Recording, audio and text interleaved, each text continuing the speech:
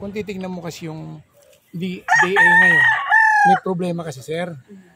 Marami tayong produkto na dapat matulungan sa dryer. Una-una, yung magsasaka, marami akong bisita ng mga na magsasaka. But ang problema po dyan is, natutulungan ba ng DA paano mabigyan ng lunas yung problema when it comes pagtag-ulan? Wala eh. So, naghihikaws pa rin. Malulugi sila or else, maraming nagpapatayo ng mga dryer na may kayang pera. May pera sila. Mahal kasi eh. Kumbaga sa millions. Hindi man nila kaya yun. So, kami po yung binigyan ako ng Diyos na paano ko pag-isipan to. At sa awa naman ng Diyos, nakapagpatuyo na kami. Kaya sa din nila, medyo nagkaroon ng aberya. But nakita nyo, bago naman tayo na umikot siya. I-full well lang ko lang yung area. So ngayon ang akin dito kay Presidente, hingi ko lang sana tignan nyo yung mga kagaya natin na Pilipino na po pwede makatulong sa magsasaka. Yung iba kasi, nag-present ako sa national, doon sa DA National. But ang sabi niya, meron na raw kausap si BBM na Korean group. Do you think yung Korean group tutulungan niyo yung nasa bundok? Tingin ko hindi sir eh. Paano mo pupuntahin yung Koreano doon? At saka ilang taon na lang si BBM. Wala pa nangyayari. I'm from Cagayan, Apari. Palagi bagyo sa amin. Ulan palagi. Ilang bilyon na nasisira sa amin. Pero nasaan? Nasaan ang DA? Pero sir, anong pagkakaiba ng product na to sa ibang mga mechanical dryer? Okay.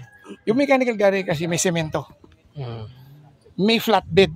Yung flatbed kasi sir is may steel tapos may hangin pa rin. But, hindi ko mo akin to sasabihin ko maganda. Kung makikita mo kasi yung flatbed, sir, latag mo tapos halukayin mo. Tapos, paano ngayon yung iba? Hindi man parehas yung pagka halo mo. Kasi nasa semento eh. So ito kasi, pag pinaikot mo yan, nakita nyo kanina bago tayo nasira yung umikot siya na umikot, tama ba? So ang akin lang dito is, sana suportahan kami. Alam mo, ang technology kasi, mai-improve. Yeah. Pero sino tutulong sa atin? Di ba? Buti nga, meron ako mga tropa rito na, sige, gawin mo. Kasi sabi nga nila na, nagtrabaho ako na 40 years. Pero pagdating ko, yung pa rin ako. Why not venture?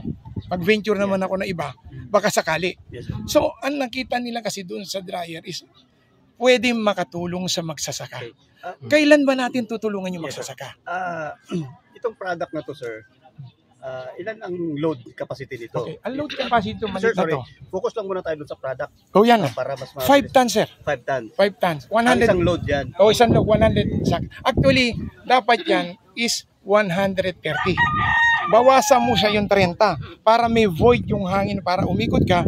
Yung hangin papasok sa loob at saka meron siyang... Ang isang load mo, 100 tons. 100 sacks. 100 sacks. Oh.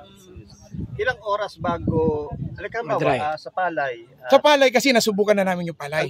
Ilan ba dapat ang moisture capacity ng... Moisture content. Sorry. Ang moisture content po kasi ng palay dapat 14. 14 Ilang po oras bago mo makuha yung... 14. Actually, yung sa Manila kasi kumakita, meron ako pinakita video. 3 hours talaga. 3 hours.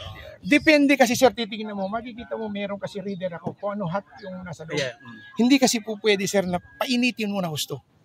Kailangan kasi i-regulate mo siya para hindi siya maging maluto kaagad. Pero in 3 hours, pwede na, hangunin mo na. 100 sacks mo, pwede nang habwa mo na. Mababa mo na yung moisture content. Meron kasi ako ditong naka within 1.5 hours, 9 ang natanggal. Meron ako. So ang ibig ko sabihin, kung makikita mo, hiningi ko lang sa DA. Tingnan nyo naman yung tayo, Pilipino tayo eh. Yung iba, iniisip nilang negosyo. Pero sa atin, sa edad kong ito na 67 years old, gusto sana bago man lang hindi ko kaya pa yung maitulong ko sa mga kapwa natin mga magsasaka. Kasi magsasaka ako, bata pa ako, magsasaka na ako. So pinag-isipan ko yan kung paano gagawin. Tingnan nyo naman, umikot siya. No? Ang naging problema lang yung welding, isa masyado mainit. hindi ako talaga expert. Fabricator ako pero hindi ako expert na welder. So ipawe-welding ko yan para sa expert na welder para hindi na siya kikilos. Kung maging finished product na ito, sir, magkano ito cost for the farmers? Okay, ganito po sa farmers. Dalawa lang kasi ang pwede pag-usapan. Pwede kami na maglagay, let's say for example, sa kanila, tangtangan. Kung halimbawa, ano volume po nung kailangan patuyuin within 45 days or 60 days, pwede kami maglagay. But, alam mo kung bakit? Filipino are great imitator. Paano ngayon kung may mayaman at kinasya na and then nasira ito? Biling ko na lang yung palay mo. Sino na nagsuffer? Yung pa rin, the same. Ang kasi kaya magpatuyo, malalaki mayayaman. Ang kailangan tingnan natin, balikan natin yung nakaraan. Kailangan tingnan natin yung magsasaka natin. Kasi yung magsasaka hanggang nandiyan pa rin sila. Okay, i-compare natin. Ang palay, pag tag-ulan, 13, 14. Di ba? Pag natuyo, magkano? 26 pesos. Bayaran mo lang ako ng piso. 80 centavos, ang laki nakikita mo. Yun na sinasabi ko, sir. Brad, tatanungin natin. Pag tag-ulan ba, magkano yung bentahan? Pag talagang tag-ulan? Talagang magbaba pa ang presyo. Yan, yung mga farmer yan. Magbaba ang presyo, tapos karamihan, Masisira. hindi na sila magbili. Pero Stop buying sila. Anong Yan ang plano mo problema nito? ng mga Anong plano farmer. mo sa product? Ano mo sa DOST? Anong plano mo? Actually, ganito, no? Sa DOST kasi, marami ako invento, pangatlo na to na invento. Nagluluto rin ako ng plastic gasoline at saka diesel. Nagluluto rin ako ng gulong. But marami ng technology eh. It depends sa'yo kung paano mo gawin, no? So ang akin kasi, kung ibibigay ko yan sa DOST, baka may mas magaling sa akin. Okay. Pag may mas magaling sa akin, maaring hati-hati na kami. Kasi binibili nga sa akin to eh. But kung para bili mo, para magkapera ko, kaya mo na ko na mabuhay eh. But paano sino mag-suffer? Kaya nga. So The same. anong mo? Services. Service. Let's say barangay. Halimbawa sa isang barangay, ilan na volume nyo? Ilagay ako kung ano yung volume nyo na patutuyuin nyo ng 45 days or 60 days. Yun ilalagay ko capacity kung ilang volume. Depende kasi sa request. Pangalawa, ganito. Kung makikita mo, sir, anong ba ang pinakamahirap natin? Yung mga naghabal-habal. Yung mga naghabal-habal, ang daming lupa nila dyan. Ba't ano ang ginagawa? Magtanim ka ng kasaba, maglagay ka mo ng dryer doon, ibaba mo na dry na. Wala. Paano mo i-dry yung kasaba sa taas? Sige, ikaw mag-isip. So, ibig ko sabihin, 1 hectare, sa totoo lang, walang sinabi yung, magkano kita nyo sa mais? Sa 1 hectare? Depende sa kwan din. Halimbawa, sabihin na normal. Sa normal, mga 150 Sacks. sacks. Pero ang kita nyo, Diyan lang siguro sa Net. mga anito. oh, Mga dyan lang sa mga 30 siguro. kita mo. Magtanim ka ng kasaba. Alam mo ba kung ilang hills sa kasaba? 15,000 hills. Anong pinakamababa na kilo ng kasaba? Pag inaruga mo, nilinis mo. 5 kilos, 4 kilos. Biling ko sa'yo ng 250. Wala kang kaproblema. So, sa mo 70. Di, magkano lang ang gastos ng kasaba? Wala nga, tusok mo nga lang yung kasaba. Pwede na mamunga, diba? Yun ang gusto ko sana mangyari. Natulungan natin yung mga tiga-bundok natin. Makita mo yung tiga-bundok natin. Kung wala ba, kung minsan pag Pasko, punta bababa para mamalimos. Pag meron tayo technology sa bundok, hindi na mamamalimos yan. Kailangan tayo yung tutulong sa kanila. O tige, himukin mo sila na magtanim ng kasaba, kami ang bibili, patutuyuin namin, ibababa namin. Tama po ba ako?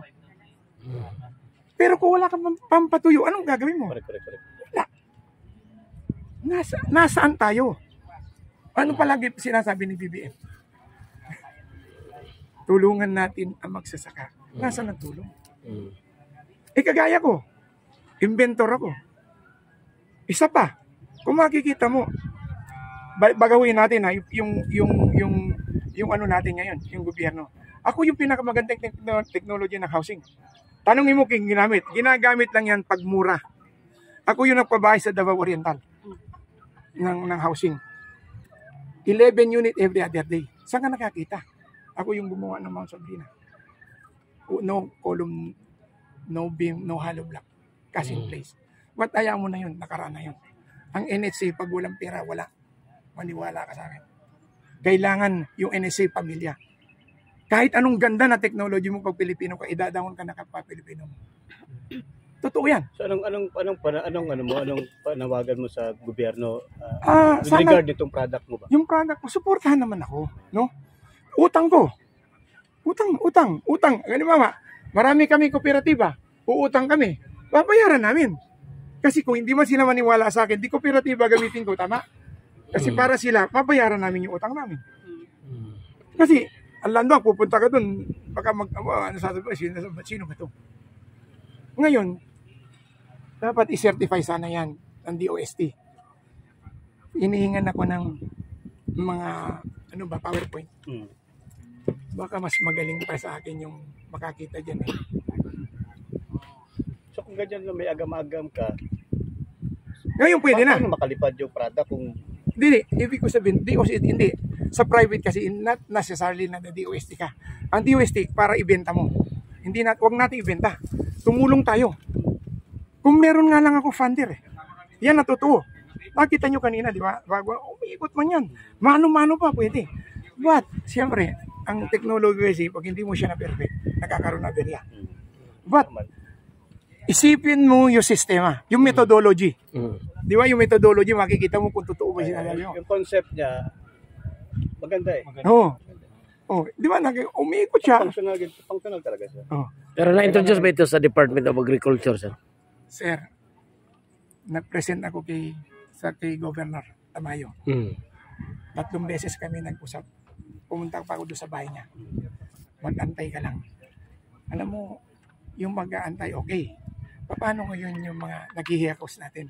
Correct. Yung time. Di ba? Yung mahalaga sa akin yung oras natin eh. What if magkasakit ako ako 67 ako pero nakita mo kumilos ako pa. But sana kahit dito lang. Kasi kung merong ibang DA na mag-promote, natulungan ako. Sa inyo, mga media, tingnan natin pagtulungan natin. Okay. Oo. Pagtulungan natin, sir, kung paano maganda dito. Technology. I-perfect natin siya. Kasi yung methodology, tingnan mo. Di ba? 100% yan. But yung mechanical niya, kailangan, hindi kasi ako welder na talagang pulido. Pa-welding ko yan. Balikan natin.